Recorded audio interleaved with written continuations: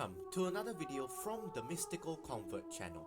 In today's video, Benedict will be explaining why Santería is very similar to Catholicism. Right, so at that time, during the Spanish colonization, the people of Africa were forced into slavery and forced to convert to Catholicism. And because they were forced to convert to Catholicism, they used the Catholic saints to hide their worship of their deities. Sometimes, when you go see people who worship Santería, you will see them praying to what looks like the saints, but in reality, it's their deities behind the photos. It's just a cover-up, and their rituals are said to grant them special gifts. You have to give them offerings like food, cigarettes, alcohol. This is actually very similar to folk Buddhism, because Buddhism states that there is no God.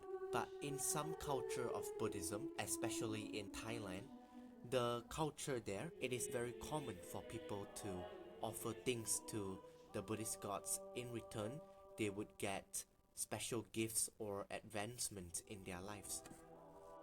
Wow, have you been to Thailand before, Patrick? Yes, I have on a vacation. That's why I see the resemblance, how similar it is. And growing up in a Buddhist background, I can definitely relate to these practices. But Benedict, in the practices of Santería, is there any danger for Catholics to practice Santería? Because there are some Catholics that claim that they are part of the Catholic Church, but they also practice Santería. When it comes to Santería, you are still opening doors to these other deities. If you think about it, God states in the Bible that He is the only God. Yes, there is the Trinity, the Father, Son, and Holy Spirit, but it is three in one. It is one God. We do not worship multiple gods. And when there are other religions worshipping other gods, I believe that those are demonic.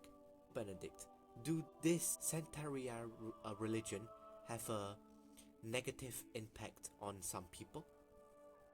It may, because whenever you're welcoming deities from other religions into your body, remember, your body is the temple of the Holy Spirit. When you're inviting them to come terrorize, to vandalize the temple of the Holy Spirit. The Santería spirits do not have the ability to grant you special offerings of special gifts. They have to ask the permission of God to grant them these abilities, and when they have these abilities, you can see that in most Santería religions, they often convert to Christianity because God allows these demonic forces to grant these specific gifts. It's not through their own powers. Yeah. A lot of people think that just because something bad happens in their life means that God wanted to, Sometimes it is based on your own actions as well. It is usually a lesson to you, to teach you.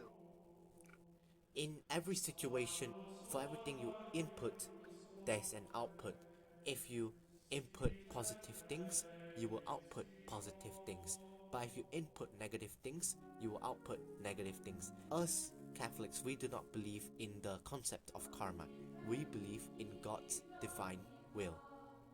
But when we input bad things, God will punish us. We can see this happening over and over again in the Old Testament.